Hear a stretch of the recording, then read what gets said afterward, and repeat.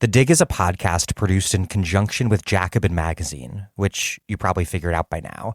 And yes, Jacobin is a print publication, not just your favorite source of online commentary, but also long-form serious print journalism and socialist analysis. The magazine is released quarterly, and it runs at around 130 pages, filled with award-winning design and the ideas that movements need to thrive. Dig listeners can join more than 50,000 Jacobin subscribers supporting this vital work for just $15 a year. $15 gets you an entire year of Jacobin in print and access to the magazine's very extensive archive online. First-time subscribers only, you can access this deal by going to bit.ly/digjacobin, all lowercase. That's bit.ly/digjacobin, all in lowercase.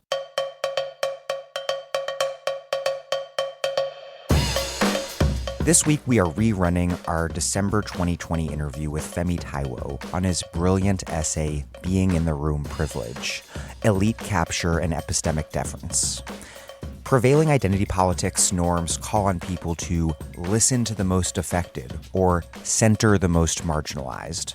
But this often works out quite badly in practice. We're reposting this interview now, which is really one of the best we've ever done, because it pairs so well with last week's interview with Jared Clemons on In This House We Believe Racial Liberalism. The Dig is now on summer schedule, which means that we're only doing a new interview about once every 2 weeks through August. So some weeks we'll post an episode from our archives, and some weeks, perhaps, we will post nothing at all. If you run out of Dig content this summer, guess what? You probably have not run out of Dig content. Please check out our vast archives at thedigradio.com, where you will find all of the hundreds of interviews that we've done, organized by guest and by topic. Okay, here we go. Since we first did this interview, Femi has published 2 books, Elite Capture, How the Powerful Took Over Identity Politics and Everything Else, and Reconsidering Reparations. Check them out.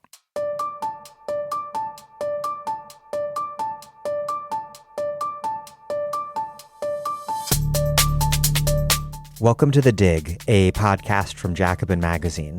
My name is Daniel Denver, and I'm broadcasting from Providence, Rhode Island. It is obvious that certain prevailing norms around identity that pervade corners of left activist politics, liberal establishment posturing, academia, nonprofits, and corporate America are damaging. All politics, of course, are in important ways about identity, including the making of the English working class, and more recently, the making of a MAGA fanatic. But the term has strayed far from what the Combahee River Collective, the group that coined it, meant in 1977. As I discussed 3 years ago with Kienga Yamada-Taylor, for Combahee, the concept was a way to identify how capitalism, racism, patriarchy, and homophobia created a set of interlocking oppressions. The point of identifying how those systems operated together was not to create an itemized politics of particularity, but rather to create a framework for solidarity. Today, the term identity politics has so often come to stand in for a politics that focuses on language and the balance of power within elite spaces, much more so than the concrete issues facing oppressed people and how we on the left might organize to build power and win. Indeed, it is a politics that often obscures how power and domination actually operate. Yet, of course, far too often critiques of identity politics as currently practiced inhabit a funhouse mirror of their ID poll opponents. You have likely noticed that a major project of this podcast is to navigate between various reductive poles of this debate, evading the superficiality of a certain brand of identitarianism while remaining clear-eyed about the foundational role that racism and sexism play in American capitalism, empire, and the security state. It is in that spirit that I am very happy to share with you this interview with Femi Táíwò, a philosopher who recently authored an essay entitled Being in the Room Privilege, Elite Capture and Epistemic Deference, published in The Philosopher. The article is about standpoint epistemology, the powerful insight that knowledge is socially situated and so that oppressed people know something particular about their lives and conditions. More specifically, it's about how standpoint epistemology is instead put into practice as what Táíwò calls deference epistemology. He writes, quote, "Broadly, the norms of putting standpoint epistemology into practice call for practices of deference, giving offerings, passing the mic, believing. These are good ideas in many cases, and the norms that ask us to be ready to do them stem from admirable motivations. A desire to increase the social power of marginalized people identified as sources of knowledge and rightful targets of deferential behavior. But deferring in this way as a rule, or default political orientation, can actually work counter to marginalized groups' interests, especially in elite spaces. Táíwò compellingly argues that the norms of deference epistemology empower elites vis-a-vis oppressed people, undermine the left's political efficacy, infantilize people of color as romantic caricatures rather than engaging them as comrades, and turn white leftists into political cowards. Quote, "The call to listen to the most affected, or center the most marginalized, is ubiquitous in many academic and activist circles. But it's never sat well with me. In my experience, when people say they need to listen to the most affected, it isn't because they intend to set up Skype calls to refugee camps or to collaborate with houseless people. Instead, it has more often meant handing conversational authority and attentional goods to those who most snugly fit into the social categories associated with these ills, regardless of what they actually do or do not know, or what they have or have not personally experienced." This essay is among the most lucid, powerful, and important that I have read in a while. I will include a link in the show notes, and I encourage you to read it, and read it twice if you have the time. It's only 7 pages, but every sentence contains multitudes. Okay, here's Femi Táíwò, a professor of philosophy at Georgetown University. His work focuses on social and political philosophy, with an emphasis on anti-colonial thought and the Black radical tradition.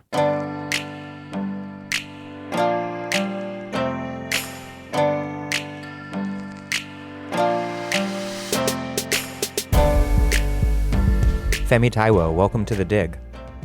Thank you. You open your essay reflecting upon an email you received from a freelance journalist who offered to pass along a story idea of hers to you. She wrote, quote, "I abandoned the pitch because I don't think I'm the right person to write this story. I have no idea what it's like to be Black." It's on one level the most ordinary sort of interaction these days, but scratching just a little bit below the surface, it proves to be a lot more complex. What it's like to be Black. Those words, upon closer inspection, contain multitudes. What did she mean by what it's like to be Black? And then what did it mean to you? What was her implicit understanding of what you have in common with Black people in general? And how in that interaction did that understanding misfire? We talked for a while after this. So, I got the strong impression that she's someone who's extremely thoughtful about these issues. She's not someone who's just kind of thoughtlessly imitating things she's heard at organizing spaces, but she thinks deeply about, what these kinds of interactions are about and how they should go. And what she was talking about, which some of the details of which come out later in the essay, she was talking about a story idea that involved thinking about the environmental consequences of policy decisions. So the kinds of discussions that are going on under the heading of environmental racism. So I think the kind of person she was imagining, given the story idea, was the sort of person who's Black, who grew up in a redline community, who grew up near environmental toxins, where that was a result of living in that kind of community and the way that those kind of communities are preyed upon by titans of industry. So there were a number of things going on, right? She was making one kind of claim that seemed to be about knowledge, or she had one sort of suspicion that seemed to be about knowledge, right? If I tried to do this story, I might not get the details right. I might not really understand what's properly at stake. I might misrepresent the issue. But she also, I think, had another set of thoughts that often get run together with those first thoughts, but that are actually different. She was thinking about, when we write stories, we get paid, we get credit for doing these sorts of things, right? We get our name out there as writers, in her case, as a journalist. Part of the thought that she had was, even supposing I could get it right, is it my place?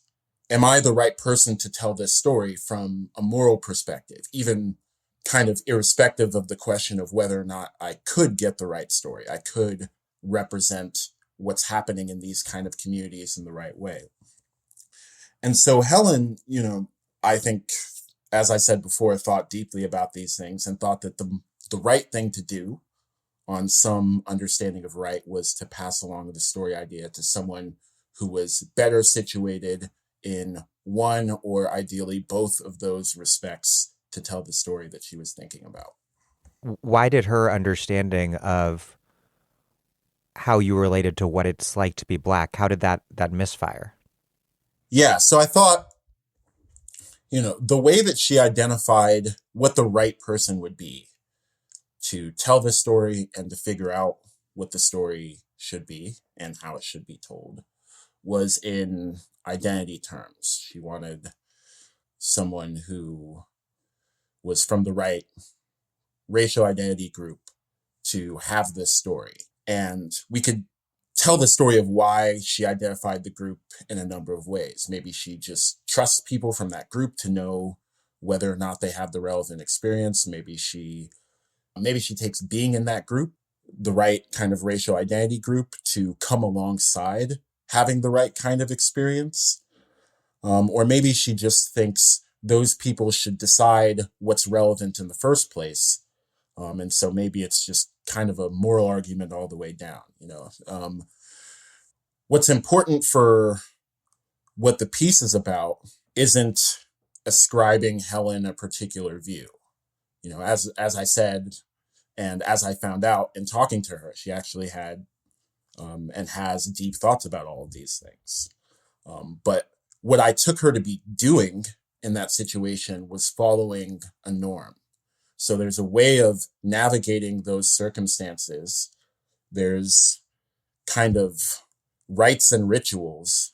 There's prescribed actions. There's symbolic things that we do in situations like this that we might do for a bunch of reasons. We might do because we, reflectively think they're the thing to do. We might do because we think we don't have a better answer than the people around us, and that's what they're doing. We might do because we fear the consequences of not doing them. And what I took Helen to be doing was acting on the basis of a norm, acting on the basis of a kind of pattern of ways that people respond to issues like this in the journalism world, and I think a fair bit beyond the journalism world, in a lot of activism and academia and culture, quite a bit more general than those aspects of culture.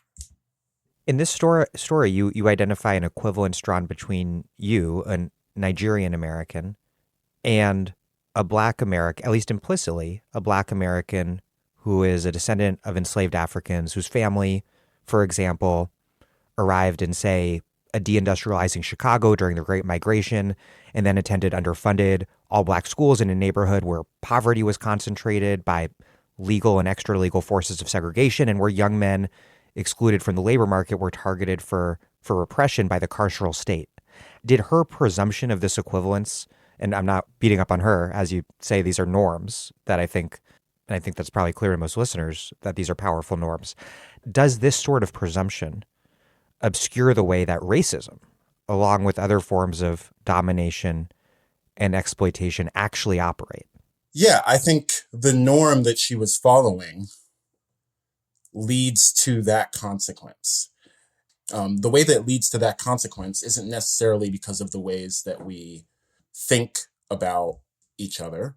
I actually doubt that Helen, really thought that my experience was equivalent to the experience of someone from a working class African American neighborhood who was themselves working class and African American, and descended from generations of people who had been enslaved in this country. I take Helen to be the kind of person who could probably hang in a conversation that was exploring those kinds of complications. But what's interesting about the norms that we're called to follow in these circumstances are that they actually block those things from discussion. They obscure those things, and they, more importantly, call us to treat each other in ways that don't attend to those kinds of differences. Before we get any further, let's define standpoint epistemology in theory. You cite this definition. Quote, 1, knowledge is socially situated. 2, marginalized people have some positional advantages in gaining some forms of knowledge. 3, research programs ought to reflect these facts. That all seems pretty straightforward and really unimpeachable. But in practice, you write, what we often see instead is what you call deference epistemology. Explain that distinction that you're drawing. Yeah, so standpoint epistemology is a perspective on knowledge. It's a perspective on how we get knowledge, and to some extent, it's a perspective on how we should get knowledge. So number 3 of the list that you just read says that research programs ought to reflect the facts that knowledge is socially situated and that marginalized people have some positional advantages in getting some forms of knowledge, right? But deference epistemology is more like number 3 than more like 1 and 2. So if you stare at number 3, research programs ought to reflect these facts about how knowledge is situated and who gets what kinds of knowledge. It doesn't tell you how, in and of itself. And there's been a lot of discussion by the standpoint epistemologists of many different areas of thought and practice, some of which are academic and some of which are not. The kind of origin of standpoint epistemology was in a Hungarian Marxist philosopher, Lukács. That standpoint epistemology was firmly about the difference that class position makes to what one can know and what perspective one has. And feminists built on that foundation and came to some additional conclusions, learned more about the kinds of positions that matter. In the context of women's liberation movement consciousness raising. Exactly. Yeah, in the context of a political project that was challenging patriarchy and not just, particular claims to knowledge or particular claims about what the world was like. And so deference epistemology is different from standpoint epistemology as a theory, in that deference epistemology, as I characterize it, is just a particular way of living out standpoint epistemology. Or you could say a particular way of answering the question, how should we do number 3? How should research programs or anything else that we do reflect the facts that we started with? The facts that knowledge is socially situated and that marginalized people have some advantages. What should we do in light of those facts? Deference epistemology is one kind of answer. And the point of what I was saying was we shouldn't run that together with what we started with. Deference epistemology is one kind of answer, but we could answer that question about what to do in another way. And I think that different way, which I call constructive epistemology, is actually a better way of living out what standpoint epistemology is about.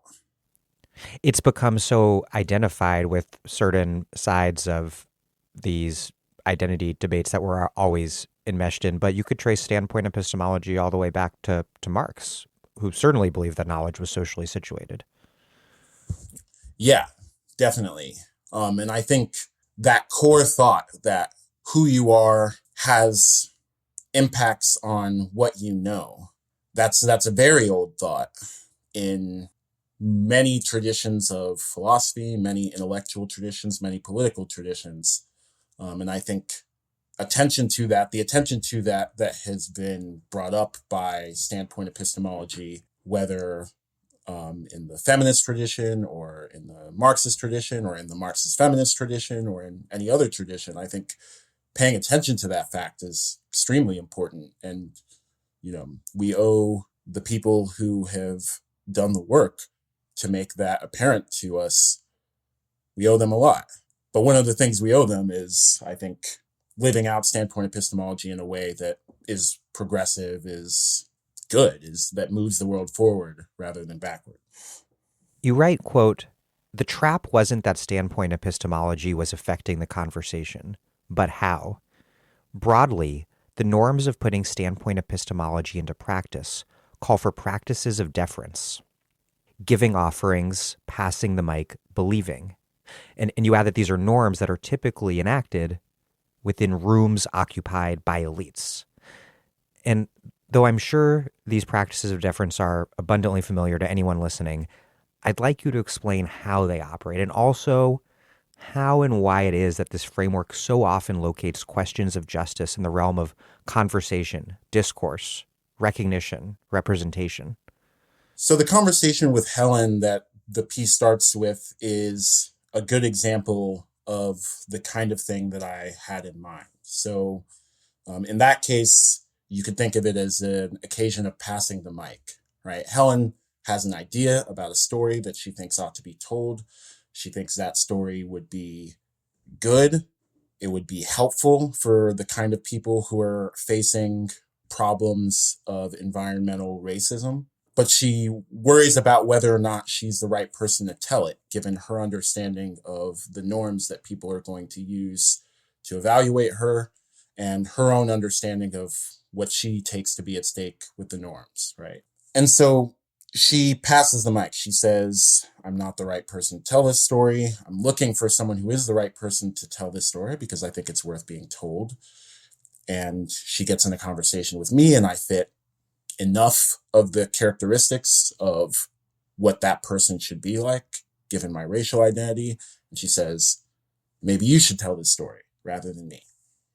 And so the both of us are people from, on a national scale, on a global scale, I think very privileged backgrounds compared to much of the people that live on this earth. It's that fact in and of itself helps to explain why we were in touch, and it helps explain how our interaction went when it's combined with these norms that I'm calling deference epistemology. Does it also explain the emphasis on discourse and language? I think it does. So the emphasis on discourse and language, to me, fits broadly with this phenomenon called elite capture that I've been thinking about. There was another piece that I wrote on elite capture. And in that one, I thought about a distinction between elites and the rest of their group, whatever their group might be. And I thought, one thing that's typically true of elites of a group is that they have simpler social problems than the rest of that group. And I can put that in really visceral terms as a Nigerian American, right? There are millions upon millions of Nigerians who face much different and I think much graver problems than I do with respect to housing security, with respect to police violence. Afrobarometer put out a report saying that something like 3/4 of all Nigerians who had interacted with police in any way, shape, or form reported being extorted for money. And these are not problems that are characteristic of my life, yet I am likelier than most Nigerians to be in the elite spaces where Nigerian issues might come up, whether it's the African Studies Department at Georgetown University, or whether it's a panel being held by a DC think tank, so on and so forth. Because of where I am, because of what prestige I have, because of my privileges of various kinds. And so in these spaces, I could have different kinds of priorities. Maybe what's important to me is changing the actual structure of policing, changing the material structures of the global economy and the Nigerian economy such that people don't face those kinds of problems. But my experiences of those issues are much different than most Nigerians. I'm housing secure. I have income security. I'm a salaried employee. And so the thing about me that overlaps with what Nigerians experience might be the reputation of Nigeria, might be the presence or prestige given to figures, intellectual figures from that background, or maybe even activists from that background. And so, discourse might tap into those kinds of questions. Conversation might tap into those kinds of questions that I do have in common with the rest of the group, but it might not meet the same kinds of priorities that the full group would have. So it might be more important to me than someone who's housing insecure. It might be more important to me than someone who faces a particularly extortive kind of policing that the students in Georgetown University read the kind of texts that Nigerians have produced. So it's a question of priorities, I think. You write, quote, "Access to these rooms is itself a kind of social advantage, and one often gained through some prior social advantage. They are most likely to be in the room precisely because of the ways in which they are systematically different from, and thus potentially unrepresentative of, the very people they are then asked to represent in the room." Are the two things related? In other words, does the very emphasis on the balance of power within the room, can that serve to obscure the much larger imbalance of power between the room and the rest of the world? I think that's exactly how it functions. I think the focus on what's going on in the room, who's being listened to in the room, obscures the broader social questions that we might ask if we were thinking equivalently about the people who aren't in the room. And the story about selection, the story about how I got into the room, I think helps explain why. One, it helps explain why my interests are different from the interests of the average person who isn't in the room. And two, I think it helps explain why the kinds of things I will say and the kinds of things that matter to me and the kinds of things I will push for as a result of being empowered within the room are not of any necessary relationship to the larger group dynamics that are the supposed reason for empowering my viewpoint. So just to give an example, because that's a little bit abstract. So racial justice is an easy example. So the very things that put me in the room where racial justice is the thing to talk about might explain why when I talk about racial justice, I talk about the sorts of things that are of a concern to the sorts of people who could make it into fancy panels and so on and so forth, rather than the kinds of issues I mentioned before, rather than housing insecurity, rather than police extortion, rather than various kinds of intimate partner violence even. I have the kinds of resources that can let me navigate those problems in a much different way than other people. It doesn't make me immune to those problems, but I have a different relationship to them than other people. There's this really tired debate, of course, that pits race against class or various forms of identity against class, but your essay makes it so clear that racism is obviously an incredibly powerful force, but it has various manifestations, and the variety of those manifestations are profoundly material.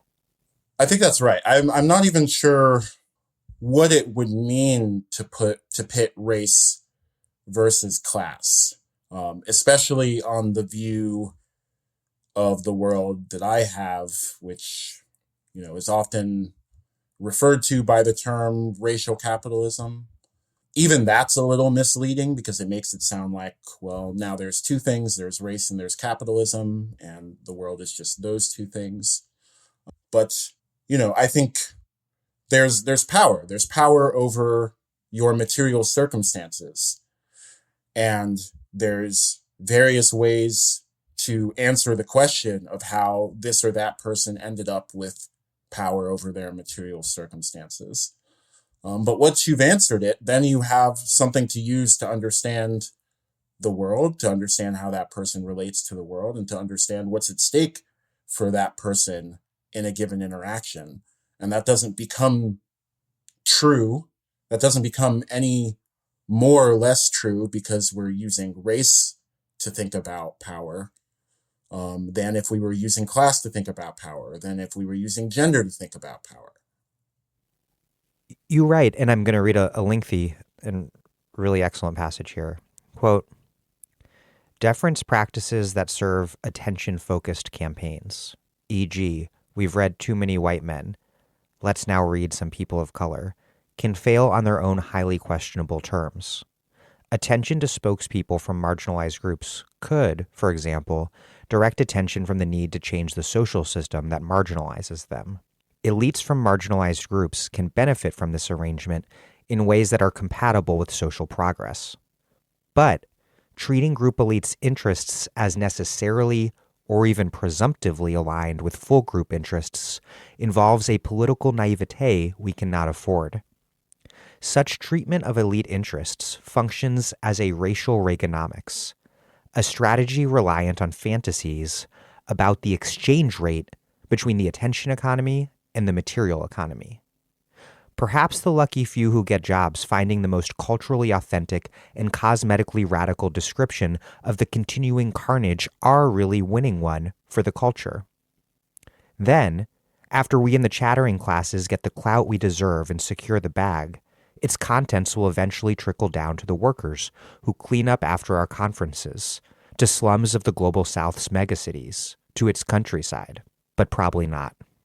What is the presumed exchange rate between the attention economy and the material economy here? Or is that relationship to the material economy even really thought about at all when these norms are created and enacted?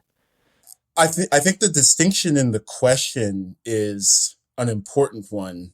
And from day to day, I feel like I waffle between different answers to that question.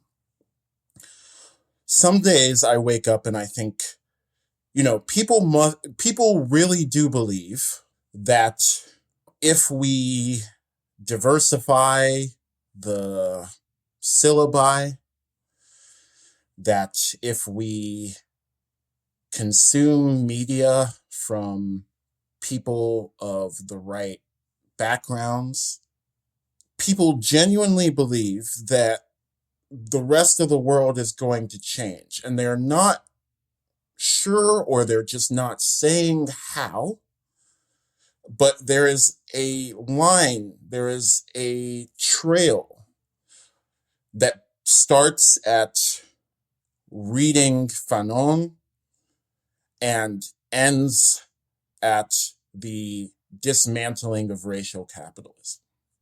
And other days I wake up and I just stare at that first thing that I just said, and I think, no one believes that. There are some people who trust that someone else has a more specific answer, or maybe trust that we will come up with a more specific answer. But nobody now thinks that we have one. And people are just content with, the short-term consequences that we can be sure of in lieu of that larger social transformation. So it's enough that we listen to different people than we were listening to yesterday. It's enough that different people are famous, or that different people are empowered in this or that organizing space. That's enough. And there's a very, very cynical version of that. We could say, maybe the people who believe that just are the people who would be empowered, or maybe they have some weird parasocial relationship to the people who would be empowered. I try to shy away as much as I can from too much of the psychology, especially, when it would tempt me to say bad faith things, because I, whenever I get in that mode of thought, I go back to thinking about people like Helen. And, Helen's just one recent and convenient example. I've met 1,000 people of all the identity groups you could think of who just were very thoughtful people and very serious people, and meant everything they said from a social justice standpoint, who I respect, who I've trusted with my safety in organizing campaigns, who I've trusted with my labor. And so I just don't believe that there's people out there, I don't believe that the whole phenomenon is just reducible to people out there grifting. Like, that's just not what's happening. But nevertheless, there's a bunch of how questions that seems to me that people aren't asking. How do we get, or that people haven't come up with things that seem to me like good answers. How do we get from a redistribution of attention to solutions? Maybe I just demand different things out of answers to that question than other people do. I think that's plausible, but I think there's problems in this area. It's complicated. A lot of people are no doubt sincere. Others are no doubt nervous about doing or saying the wrong thing. But are there also things we can learn about the interests of the institutions where these play out, where one can presume a little more bad faith or cynicism in universities or corporate America or the nonprofit industrial complex, or in liberal democratic politics, or in the case of Jess La Bombolera? Yeah. the flamboyant white Jewish academic who for years pretended she was Afro-Latina and was a bit of a notorious scold on precisely the sort of deference epistemology practices that you're critiquing. Yeah. Yeah, I mean, there's definitely La Bomboleras. There's definitely people who are in a clear-eyed way exploiting social norms. And, I don't have anything interesting to say about those people. We can't avoid the imprint of those people by switching to different norms. There's just people who don't believe in the moral project that norms are for, or who don't care, so those people are always going to, grifters don't grift. Like, you can't prevent at a population level, you can't prevent a few out of the 7 billion of us from just exploiting whatever norms are there. So I want to acknowledge that, but then leave them aside. What do you say about the other people? And these institutional formations that you're pointing out are actually a good reason to keep moving away from the grifter model of explaining what's happening in social justice spaces. Take the institution of the university, which I obviously participate in and so have some experience with. And if you think about the reward structure, the incentive structure, and I think just as importantly, the punishment structure of universities, you can start to tell a story about why these sorts of things take hold that doesn't at all invoke this whole cynical grifter kind of scenario. What do you get rewarded for in the academy? especially in the parts of the academy where these sorts of norms circulate. You get rewarded for thinking of the new name for a thing. That's how you get people to cite your paper. You get rewarded for your description of a phenomenon. Sometimes the evaluation is aesthetic. Sometimes it's social. Does the in-crowd in your discipline view that as a helpful elaboration of something someone has said? Does it help them acquire prestige? If you look at these political forces, you're looking at the things that train academics to engage with social issues in the academy in the way that they do. And because the academy takes up so much of our thought and consciousness, because for a lot of us who are in the academy, it's an outsized proportion of our engagement with the issues that we think of. For some of us, it's our entire engagement with the issues that we think of. Then it's training us, it's creating our politics. And this is a point Nick Mitchell raises in Spectre in Nick's review of Frank Wilderson's book, Afro-Pessimism. This takes place in an institutional context, and that institutional context can tell us a lot about why people say and do the things that they say and do. And so I don't think it's that people are being dishonest. I think people are honestly engaging in politics in a way that makes sense where they are. Again, this just is the inside of standpoint epistemology. How you are socially situated affects what you know. And it just turns out that socially situated doesn't just mean your identity group, but it means the actual material circumstances, the incentives. It means where you stand in social life. And the academy is a place to stand in social life. And if you look at what the academy is like and what it rewards, then you'll see the kinds of things that point towards deference epistemology. All that said, is it still better to intentionally have more women, more Black people, more Latinos on academic panels, in published books, on TV, and let's say on podcasts? Yeah, absolutely. I mean, when when the point's put squarely to me like that, then the question to me becomes, why not? Right? Like, our research projects should reflect the fact that in general, different people who are situated differently know different things.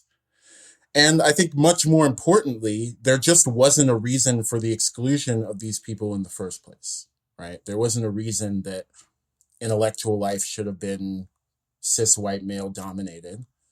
And so there's no reason to carry forward yesterday's apartheid into how we do tomorrow's academy or tomorrow's entertainment industry or tomorrow's whatever it is that we're talking about. And because there's inertia in social and political systems, we might have to actually put effort in to undo the demographic imprint of yesterday's apartheid. And so, sure, diversify the syllabi. Sure, diversify the podcast hosts. Whatever.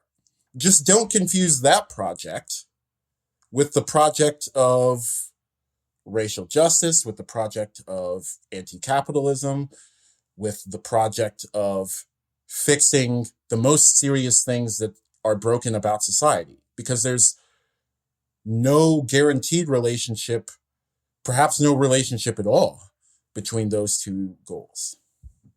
We started by talking about how you, in a sense, got, and I presume frequently get, misrecognized as a different sort of Black man than you are. But, of course, it's not just identity politics or deference epistemology that does that. American racism has made racial categories that are nonetheless in so many ways very much real, precisely because people, including the police, see someone like you as Black. Full stop. As Du Bois famously said, quote, "The Black man is a person who must ride Jim Crow in Georgia." Or as I heard recently on a podcast about immigration in southern New England, that's really good, called Mosaic. Someone said this in reference to New England's Cape Verdean community, quote, "The Cape Verdean from Pawtucket understands that he or she is Black when their hands are on the hood of the police car." How does the practice of deference epistemology that you're assessing, how does that fit into how this issue of how racism makes race, along the lines of what the Field sisters are talking about when they write about racecraft? That given that racism imposes its racial categories upon everyone, whether one likes it or not, that's kind of the point. We can't wave race away as an illusion, but we also shouldn't, as you emphasize, operate within its like naturalized confines. How do you navigate that tension? Yeah, that tension is tough because, on the one hand, in a deep way, that's what race is, right? When people were abducted and put on slave ships and enslaved, they were Yoruba, they were Hausa, they were Fulani, they were whatever they were. They had their own political ecology, they had their own history, they had their own social basis for deciding who they were and what that meant, and a whole different set of struggles around trying to renegotiate those things or trying to maintain those things. And they were taken over to a part of the world that wanted to impose different ones, different identities. You're no longer Hausa, now you are Black. That's what's important about you. That's what's true about you. And so what's being brought up here is just what social categories even are from the perspective of politics and from the perspective of power. And so what I'm saying is less, that these categories are illusory, and more that we need to take stock of what challenges to those categories, and much more importantly, the forms of injustice that circulate them and that create them and that sustain them. We need to be a little more serious about what challenges to those mean, because those people are in rooms too, and they don't tend to be in the rooms that can be seriously challenged by deference epistemology. And this is a point that I think circles back to your earlier question about the focus on conversation and the focus on discourse and the focus on attention. If the primary things that are creating race and racism, to use your example, are what the police are doing, whether they're whether they're stopping and frisking people or whatever else, what other forms of harassment and violence it might be.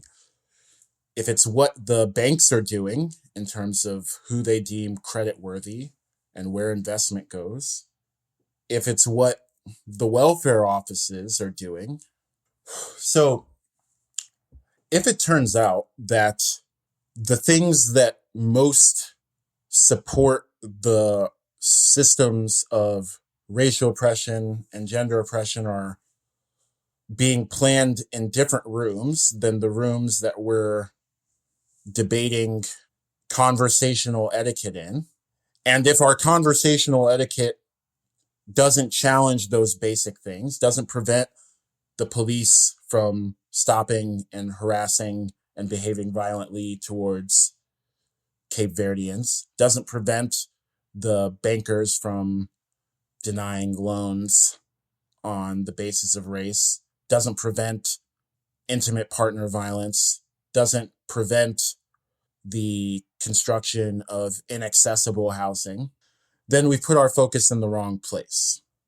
And if we don't have a story about how we're going to challenge those deeper practices by way of these smaller practices, then I have to question what the focus on these smaller practices is for.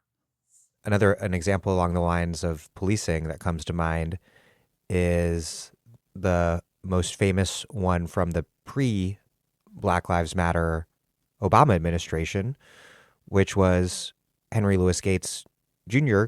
being interpolated in a very reductive way as black when he's arrested by that Cambridge cop.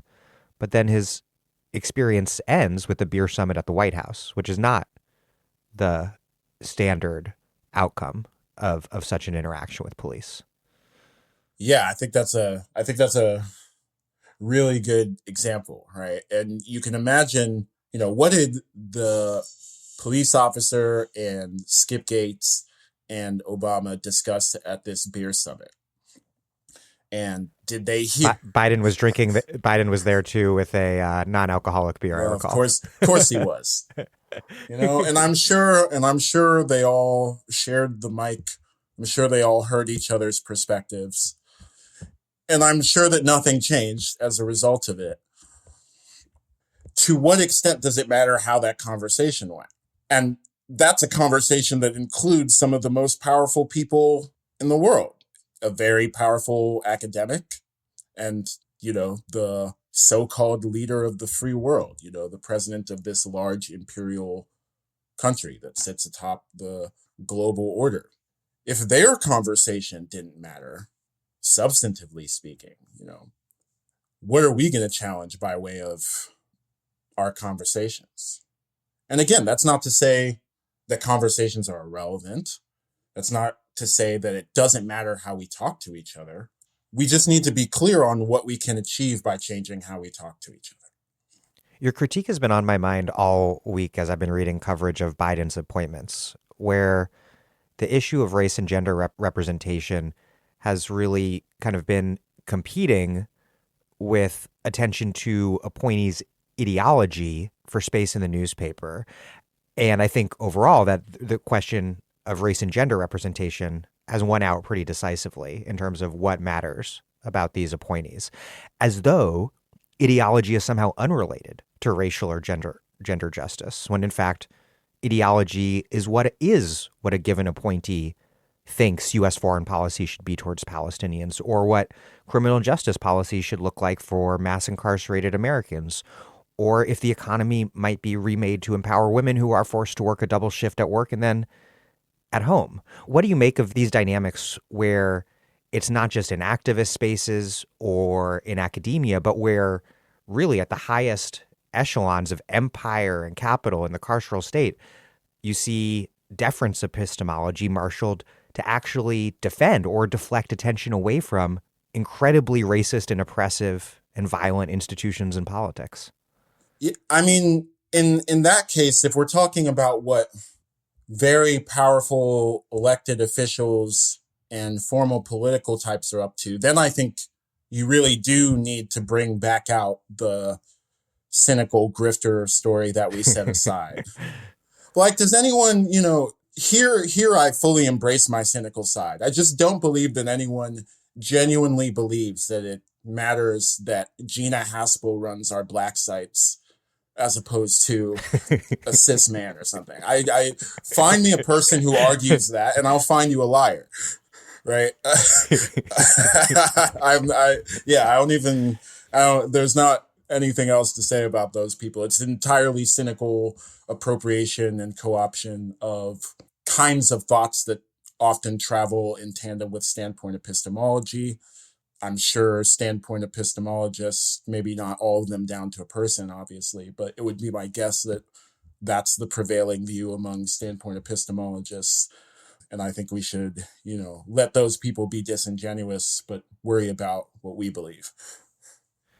Perhaps the most prominent recent distillation of deference epistemology has been the liberal call on Twitter and elsewhere to listen to black women.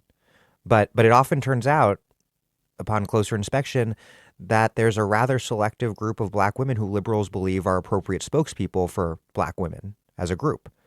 Does the operation of deference epistemology within elite spaces not only privilege elite speakers within elite spaces, but does it also confer on elites, including white elites, the power to choose who gets to represent oppressed groups? I think the ability to decide who you defer to in strategic ways, I think clearly in a direct sense kind of cheapens what deference is.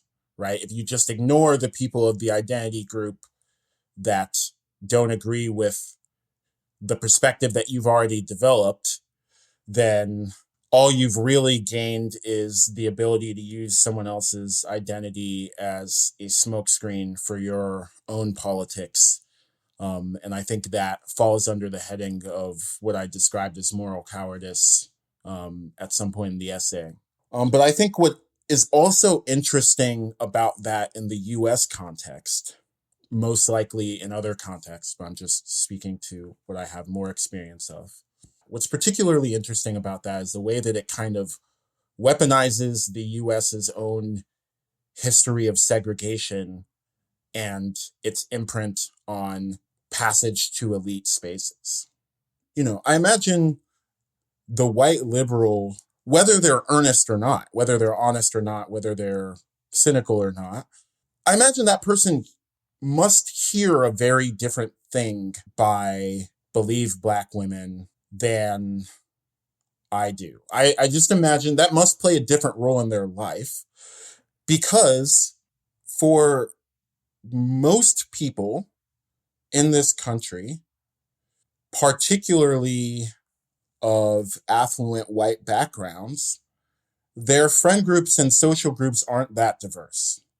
There was a study around this a while back. I can't off the top of my head recall the numbers, but there was a very small number of direct social connections to Black people among the modal white American. And so for a number of these people, the only contact to political perspectives on the relevant issues that they might have might just be the person trotted in front of them as a Black woman with a perspective on this issue. The person on MSNBC, let's say. Exactly, right?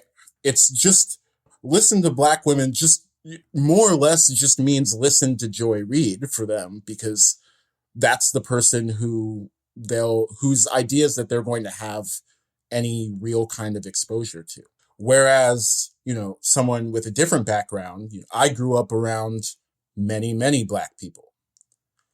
There's many Black women whose perspectives I'm familiar with on this issue or that issue. My academic training involved connection to people.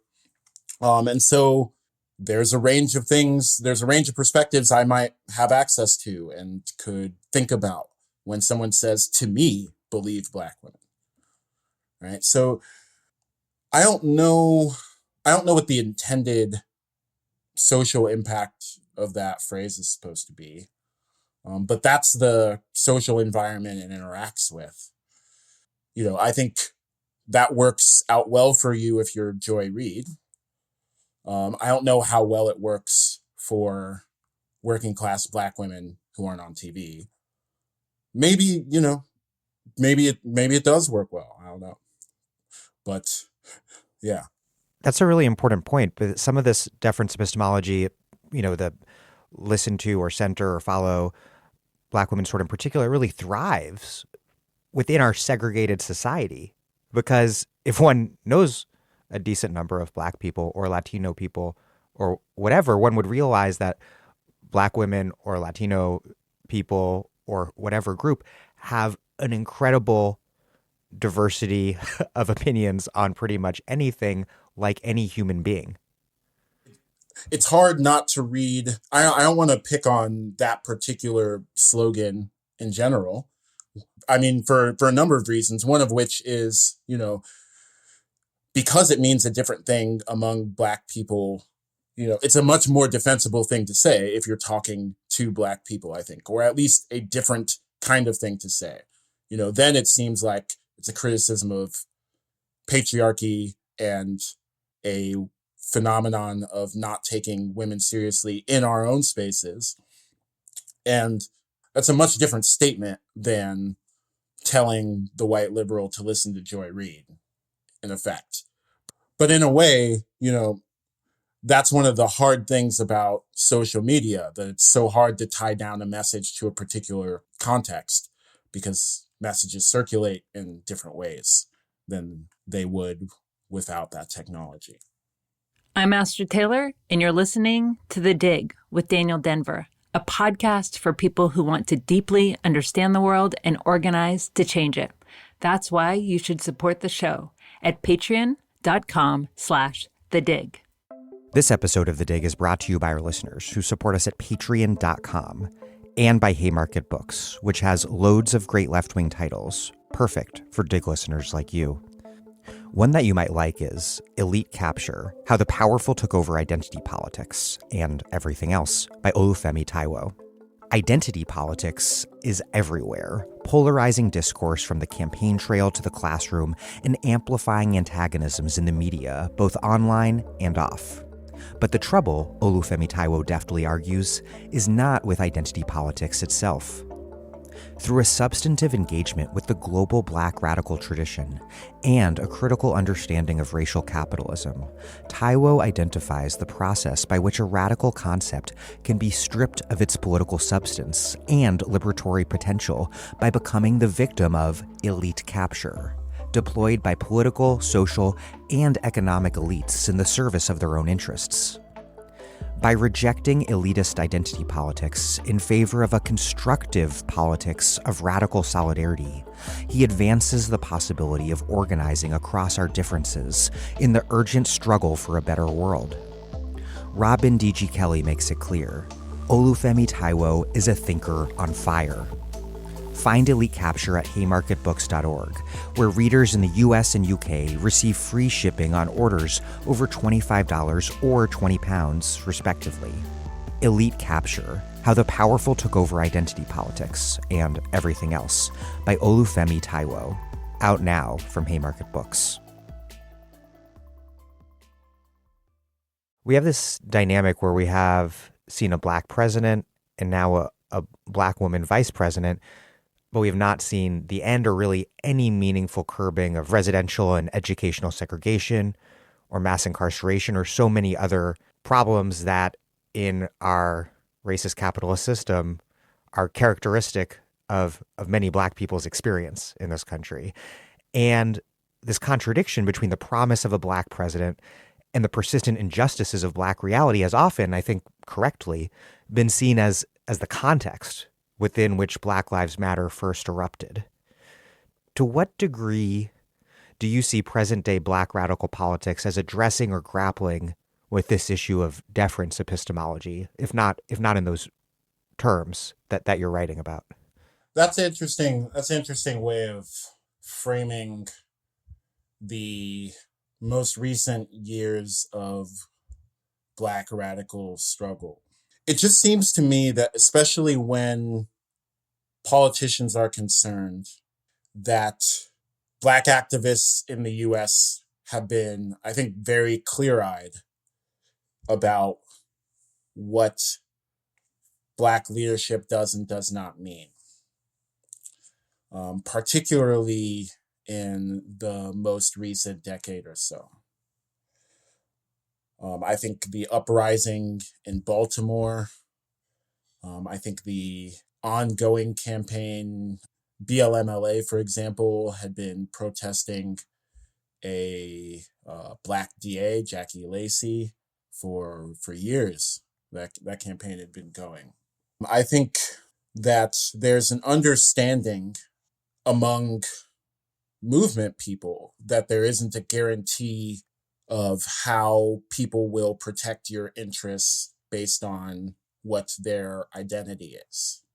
And I think what's most interesting to me about that is how that has failed to inform the kind of commentary in other spaces on the issues that these movements are talking about. I think it's pretty apparent from those kinds of contexts.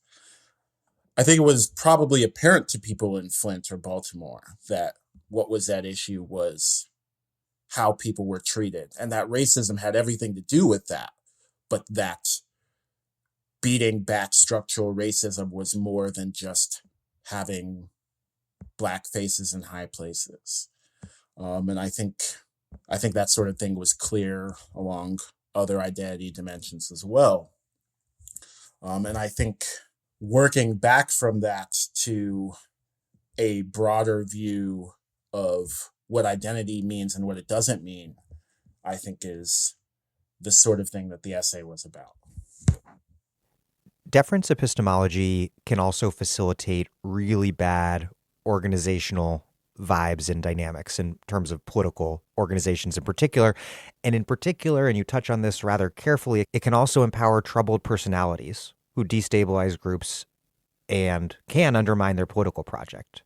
You write, quote, "In Conflict is Not Abuse, Sarah Schulman makes a provocative observation about the psychological effects of both trauma and felt superiority. While these often come about for different reasons and have very different moral statuses, they result in similar behavioral patterns. Chief among these are misrepresenting the stakes of the conflict, often by overstating harm, or representing others' independence as a hostile threat, such as failures to center the right topics or people. These behaviors, whatever their causal history, have corrosive effects on individuals who perform them, as well as the groups around them, especially when a community's norms magnify or multiply these behaviors rather than constraining or metabolizing them." This is a powerful passage that I know will resonate with many listening. My question is, how does that operate? How does deference epistemology do these two related things, both transforming political disagreements into unforgivable wrongs, and also creating these group norms that protect such behavior against criticism by calling such criticism, say, tone policing? There are forms of sanction that protect this, like the accusation of tone policing, for example. But I think the deeper thing that's going on is just deference itself. I'm confident that if you had social norms where what things people said, whether they were about harm or about offense or about trauma, were evaluated, then I think that by itself would produce a very different social environment than deference epistemology. Because at the end of the day, deference epistemology tells you not to evaluate certain things in certain situations. And I think the potential of that for particularly egregious kinds of exploitation are just obvious as soon as you've described it, right? Like if you defer, if you say, well, this person's perspective is what we're going with, kind of regardless of what I privately feel, I think you're going to encourage very recognizable forms of abuse, very recognizable forms of bullying. And part of the reason why I was so oblique about this and why I'm still being so oblique about this is just because I'm confident that people will recognize this phenomenon. And the point isn't to demonize people who behave in a certain way or who have dealt with certain kinds of psychological problems. My point is just to point out the role of norms in making those things worse rather than helping. And it's also obviously not to say that people don't suffer or that we shouldn't pay attention to trauma and take it seriously. You write, quote, "I take concerns about trauma especially seriously. I grew up in the United States, a nation structured by settler colonialism, racial slavery, and their aftermath, with enough collective and historical trauma to go round. I also grew up in a Nigerian diasporic community, populated by many who had genocide in living memory. At the national and community level, I have seen a lot of traits of norms, personality, quirks of habit and action that I've suspected were downstream of these facts.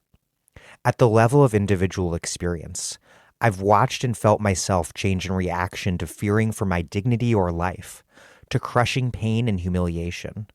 I reflect on these traumatic moments often, and very seldom think, that was educational.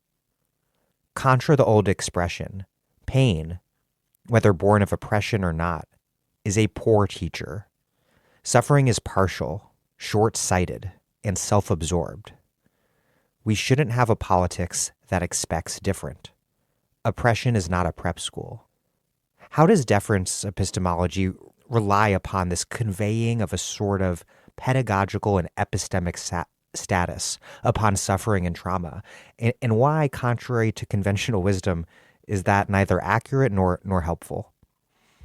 I think one of the things I've found most alienating about this phenomenon that I'm describing is deference epistemology is the attitude towards trauma and suffering that's typically involved. And this section of the essay was my attempt to say why, but it's just, I introduced this section by saying that what I have to say in the section where I talk about trauma is more conviction than contention or something like that, more conviction than traditional argument or something. But it's the furthest thing from how I've experienced the world that trauma is educational. And I don't think I'm alone. Unfortunately, the world contains the depths of violence and despair where we could test this theory out. You could go to places post-genocide. You could go to places post-ethnic cleansing, and you could see how character building of an experience trauma was. I don't understand the reverence that trauma holds in some political corners. That's not what it means to me. That's not what it seemed to mean to the other people around me growing up. And I don't see the things that come out of treating trauma this way in a positive light, as the essay as a whole is kind of a long attempt to say. And so I think the deference epistemology, in the fact that it often kind of legitimates itself by invoking the language of trauma or the experience of it, that deference epistemology often takes it that oppressed people have, and the insight that the strategy seems to assume that it grants you. I just think that it just strikes me as a thoroughly fictional relationship to reality, to suffering, and much deeper than anything else I said in the essay. I just have no desire to participate in it, and I won't. And the status is accorded automatically because you draw this distinction between the raw experience of trauma, which, as you write, is a poor teacher, and on the other, the process of drawing political wisdom from trauma, which is something that always, you write, requires consciousness raising. And I think that consciousness raising, in turn, seems like it requires what we might call organizing. This ideological and psychological transformation that can occur, that I've seen occur in many people when people organize with others, a process of coming to a personal and a politically contextualized personal knowledge through being in a sort of socio-political relationship with other people. Yeah, it's work. And it's a lot of work. And one of the reasons why it's a lot of work is because trauma is actually, in the default, bad for you. That's part of why we don't want to experience it. Right? It's not like exercise where feeling the burn is constructive in the default case. Like, actually, trauma is a thing that mostly messes you up. And it's a testament to the work and effort and struggles of the feminist movement and of labor movements and of people that have got out and made something other than more suffering out of the trauma that people were experiencing. It's a testament to the work that those people did, both the organizers and the people being organized with, that people have made radical intellectual traditions and that people have made whole cultural practices out of trauma that encoded something like knowledge, that encoded things like insight. It's a testament to the work that they did. It's not some automatic crown that you get for suffering. It was built, and it was built intentionally. And it could be built intentionally because people recognized that they had to build it and that it wasn't there already. Yeah, this made me think about the work that my friend and comrade political scientist Mia Inoue is doing. She's writing about organizing and how a basic problem for organizers is how to help people overcome incapacitation. Oppression, yes, does give people knowledge of their own suffering, but it also undermines people's sense of their own political efficacy and undermines their opportunity to develop political skills. And like you say, oppression is not a prep school. And so organizing at its most basic level aims to change that. My question is, does deference epistemology then, in its treatment of trauma, which includes, as you write, this, quote, hyper-sanitized and thoroughly fictional caricature of oppressed people, is one of the core problems with it really that it undermines the very philosophy that must guide the actual practice of organizing? Yeah, it's the combination of the fact that it invites us to look away from the disadvantages that come with oppression and trauma, which undermines the practical things we would have to do to address those and to respond to those. And not only does it look away from those things, but I think on a certain kind of interpretation, it lies about them. It tells you that it doesn't matter that people don't have labs or research time to decide whether the Mission Department of Environmental Quality, or to be able to prove, I should say, that the Mission Department of Environmental Quality is lying about the quality of the water. It tells you that those things don't matter. It tells you that it doesn't matter that people don't have any organized body that can organize a strike, for example.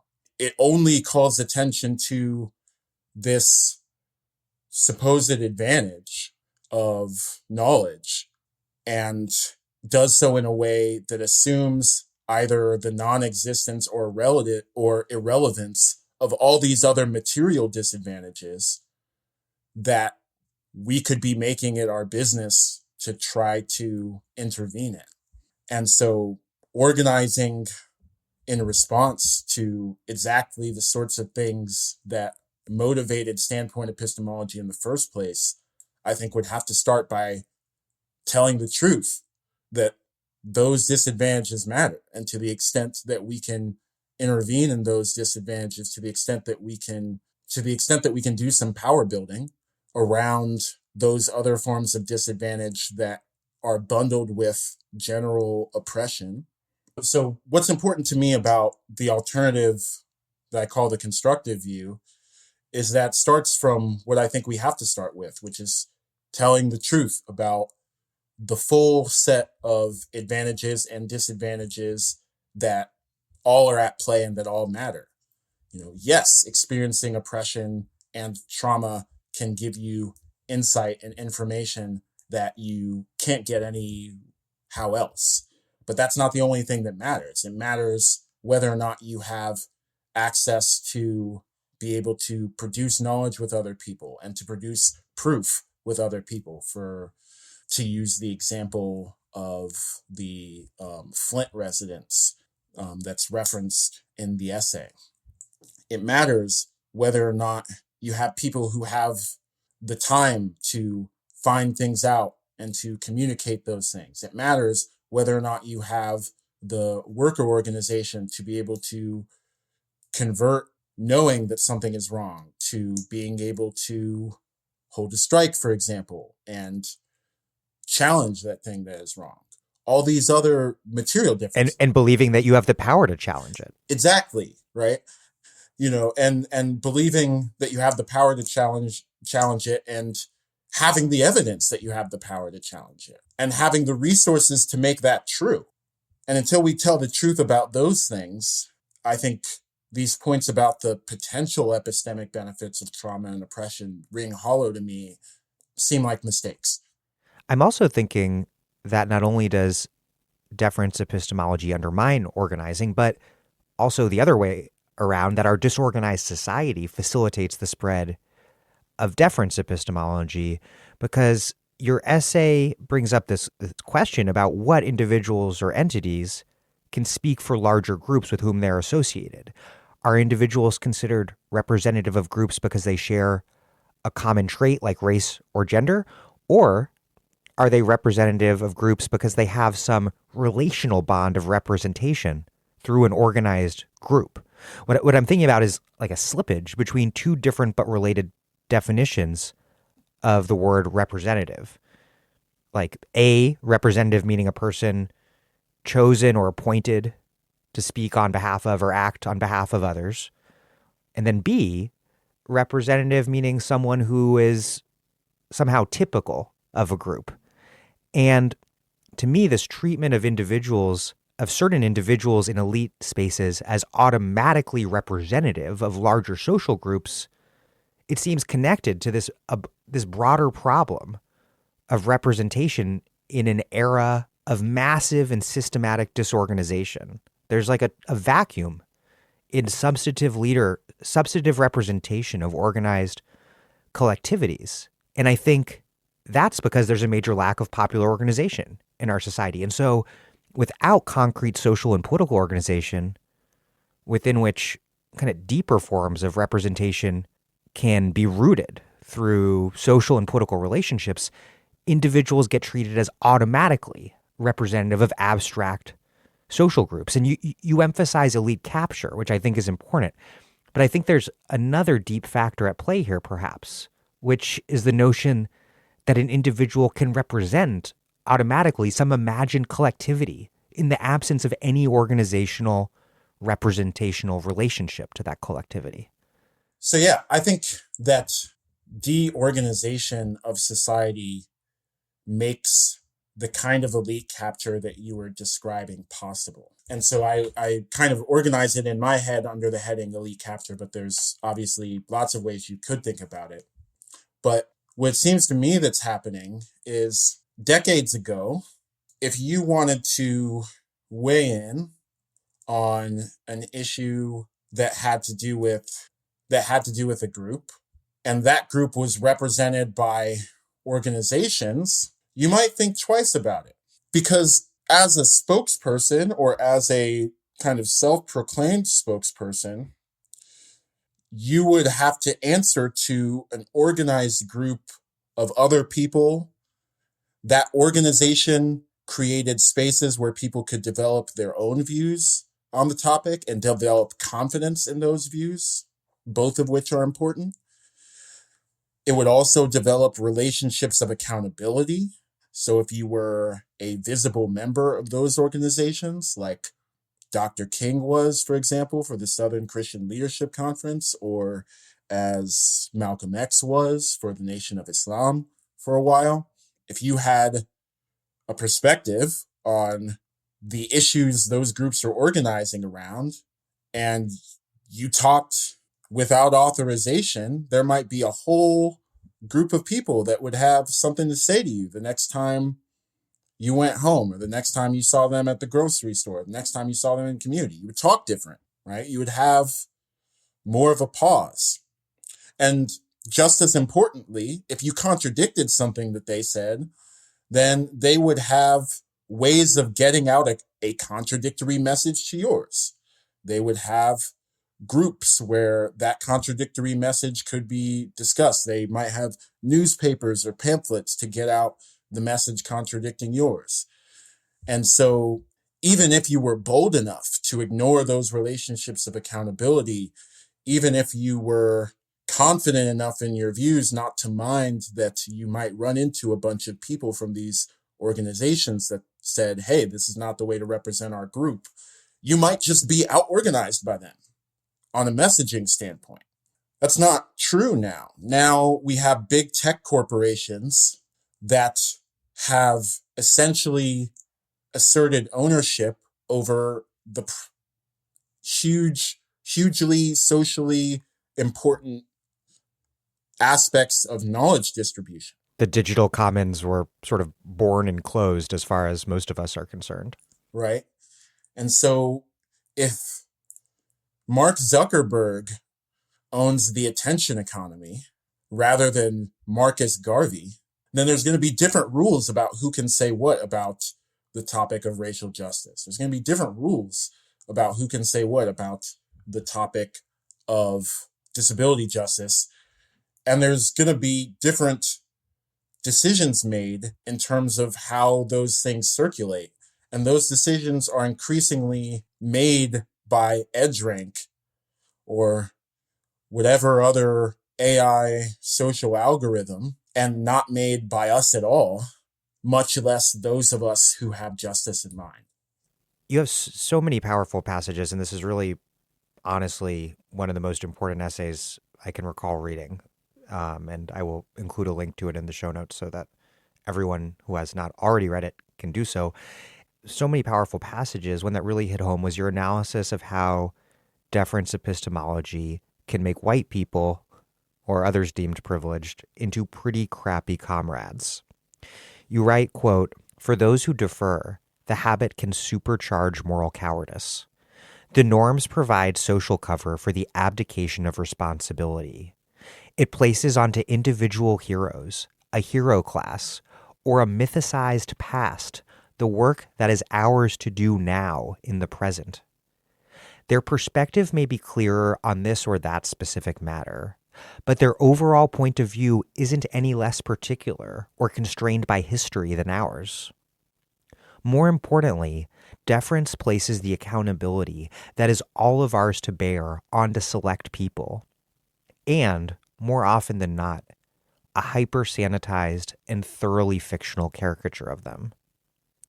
This really hit home. I know of situations where white people, perhaps with the encouragement of a lonely person of color in the room, concluded that the room was not optimally representative, and so decided or proposed that the most socially justice thing they could do was nothing, which is often explained in the terminology of stepping back. What sort of comrades does this dynamic turn white people or others seen to be privileged into? And how does that, in turn, rely on this romantic, kind of like noble savage caricature of the other? I use the term cowardice in the essay. I wanted to make the point as forcefully as I could, but I think it's also important to keep track of the fact that two things are being kind of weaponized by these norms. One being insecurity. So why expose yourself to the kind of social sanction that might come from contradicting someone who's perceived to be someone you ought to defer to? It would take quite a bit of self-confidence or conviction, depending on the situation, depending on the room. So that's insecurity. But it also exploits trust.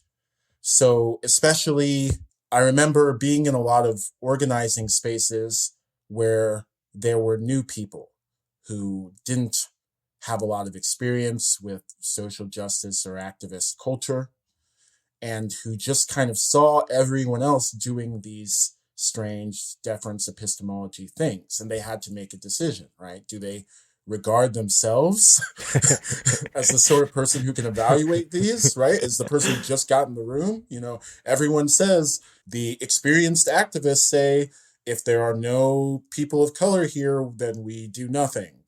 I just got here. What do I do? And, you know, I think the point is especially sharp if we're thinking about the people who might be new in these spaces. But the fact remains that trust is a part of what's going on here. And I don't want to make it sound like it's just people who are unwilling to stick to their guns, who are cowards, who this applies to. But either way, I think like what's going on in your question stands. The kind of people that are produced by these messages are the kind of people that we're training not to stand up to power. And I think the most convenient version of the case for deference epistemology, we have to think that we're very selectively training people to stand up to power. The same people that we want to be bold enough to confront the cops, to, in the final analysis, confront the bosses and to confront the military. We want them to be lions in the streets and lambs in the organizing rooms. And maybe this works. You know, people are capable of compartmentalizing. I don't know. But I would never ask someone, I mean, at this point, I guess I just have to speak for myself. I would never ask someone to do that. I would never ask someone to put themselves in harm's way with me, and sometimes even for me, who I don't respect enough to hear out respectful disagreement with. And I don't understand why we have that expectation for anyone else. And again, you know, here I think is another point where I have to say the thing that I said before, where it's just, you know, I throw up my hands. I just won't do it. This is something I won't participate in. And in a way, you know, you can only get so far with argument and reasoning. I'm just not on this team. You know, and if I ask someone to do the kinds of things, to take the kinds of risks, to do the kind of work that activism requires, the very minimum I feel like I owe them in return is to treat them as a person and not as someone who not as a subject that I order around or, you know, demand that they bend the knee to me. You write, quote, "I think about James Baldwin's realization that the things that tormented him the most were the very things that connected me with all the people who were alive, who had ever been alive. That I have survived abuse of various kinds, have faced near death from both accidental circumstance and violence, different as the particulars of these may be from those around me, is not a card to play in gamified social interaction or a weapon to wield in battles over prestige. It is not what gives me a special right to speak, to evaluate, or to decide for a group. It is a concrete experiential manifestation of the vulnerability that connects me to most of the people on this earth. It comes between me and other people not as a wall, but as a bridge." With deference epistemology, it's not just what people know because of who they are, but what other people cannot know because of who they are and who they are not. Where does this commonplace notion of, I don't know the correct philosophical term for it, so I'm going to try out radical epistemological alterity, where does that fit into your analysis? And why should we instead think of experience as a bridge rather than a wall? So one of the core points that I'm making here kind of calls back something that I said earlier. A point that came up earlier in the essay was that as identities become more and more fine-grained and disagreements sharper, we come to realize that coalitional politics, understood as struggle across difference, is simply politics. And thus the deferential orientation is ultimately anti-political. And basically the thought that I was saying there, and that I'm also coming back to at the end, is that, you know, roughly speaking, there's a couple ways that we could treat the importance of experience, and that we could treat the importance of particularly important experiences like trauma and pain and suffering and the experience of oppression. These are things that can cleave us apart from one another, or they can do the opposite.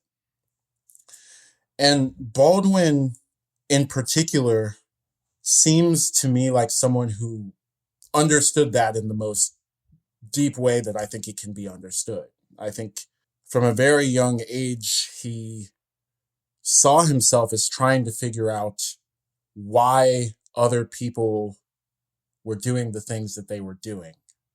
Whether you agree or not with what the people around you are doing, you can kind of see them as obstacles in the way of your self-actualization, or you can see yourself as trying to live with them in a different way than you're living with them now.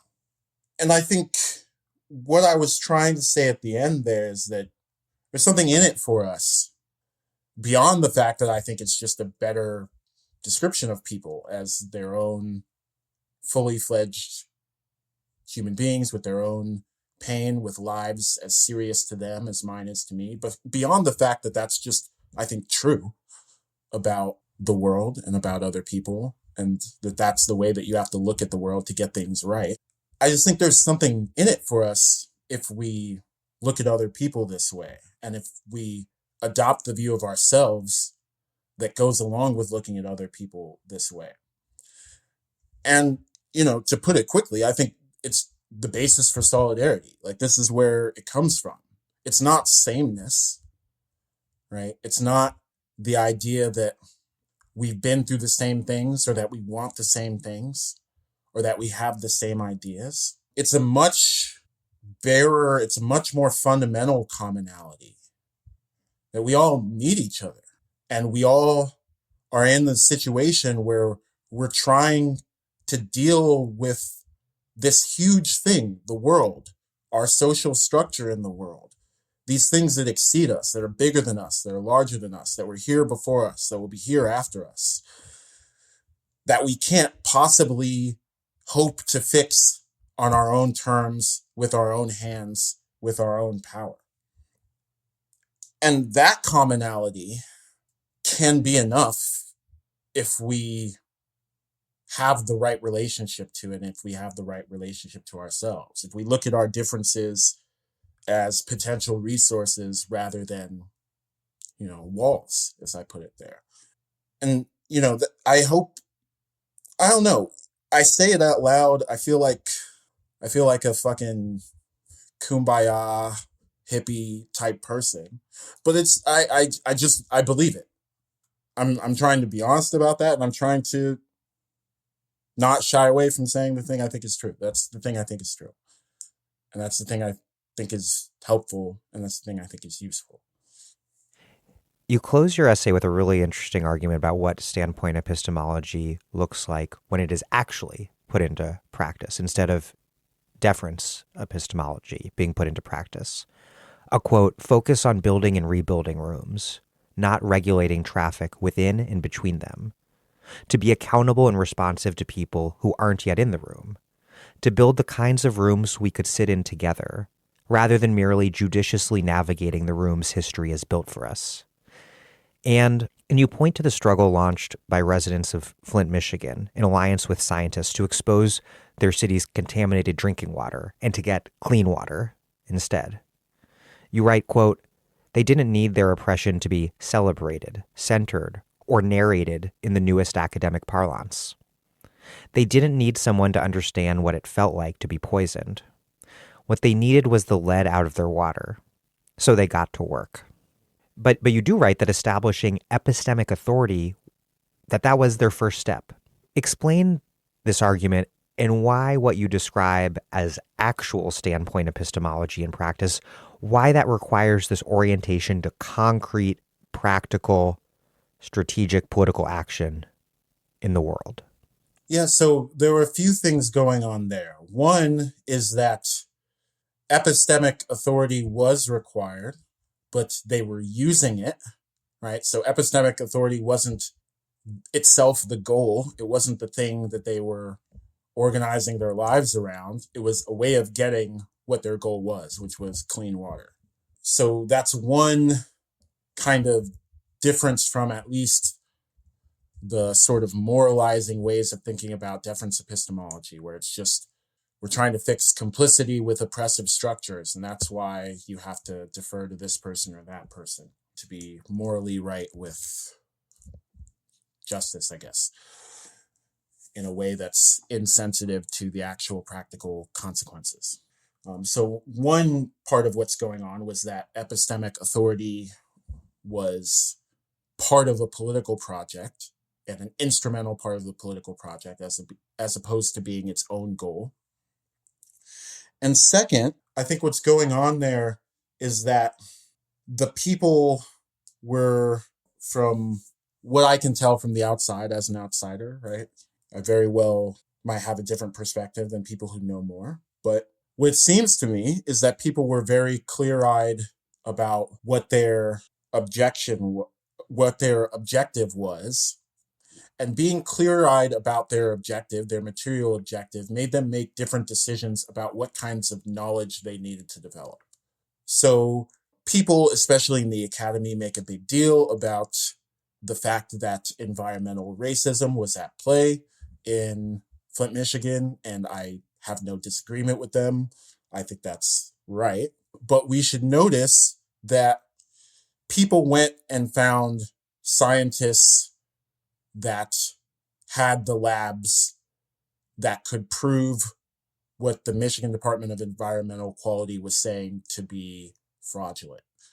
They didn't go to the humanities departments or the cultural studies departments to find a new fancy reading of, of Fanon or Du Bois or whoever the fuck, and then present that. That was not what they needed. And so that's not what they did. Right. And I think the lesson from that is, if these things that keep us up at night, how to read paragraph 7 of page 42 of this or that particular radical thinker in this or that tradition, if these things are so fucking important, then tell me the full story of what we get on the other side of those questions, right? And, that's not to say we shouldn't do those things. I'm an academic. I'm a nerd like everybody else. I just want to know stuff to know it. That's fine. But if we want to contribute, right, if we really think of ourselves as part of these movements or as trying to at least help, trying to be relevant, we should learn about knowledge and think about knowledge on the ways that they demonstrate. And they started with a practical objective and figured out what knowledge was relevant to achieving it and figured out how to get it. If they can figure that out, the people that lived in Flint at the time, why can't the rest of us? Right? I think we should take a page from that book in general. We should figure out what knowledge is needed that isn't there, or what knowledge needs to circulate that maybe is somewhere, but that needs to get from where it is to somewhere else. And we should try to figure out the practical projects that knowledge acquisition can fit into, rather than having these debates for debate's sake. And this goes back to something we discussed at the beginning, which is just the institutions that produce knowledge don't reward this. They either incentivize us to produce knowledge that people in power can use, as opposed to knowledge that can be used against them, or they incentivize us not to produce knowledge at all, or at least not knowledge that's politically relevant. This is true regardless of the pretensions of the people producing knowledge. Some of these people say nothing about politics. Some of these people say a lot about politics, but what it comes down to is what gets used and what's usable. And as soon as we start to think about knowledge production on those terms, I think we'll come up with better ideas about how to be in these institutions, whether it's the newsroom, whether it's the think tank, whether it's the policy office of this or that elected official, whether it's the union research groups, whatever it is. I mean, I suspect union researchers don't need our help with this, but you see what I'm saying? The people who are producing knowledge should be thinking about this kind of thing rather than deference politics. Femi Táíwò, thanks so much. Thank you.